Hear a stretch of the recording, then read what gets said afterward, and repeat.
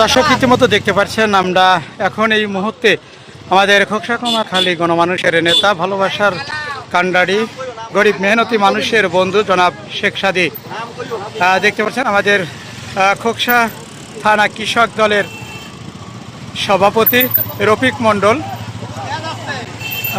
তিনিও কিন্তু রয়েছে। ইতিমধ্যে আজকে জনাব শেখ সাদী আমাদের 25শে বৈশাখ উৎসব উপলক্ষে কবি রবীন্দ্রনাথ ঠাকুরের বাড়িতে 3 দিন ব্যাপী যে অনুষ্ঠান, সেই অনুষ্ঠানের আজকে তৃতীয় দিন। সেখানে যোগদান করবে আমাদের খোকসা কুমারখালী গণমানুষের নেতা জনাব শেখ সাদী। তিনি কিন্তু ইতিমধ্যে দেখতে পাচ্ছেন তার নিজ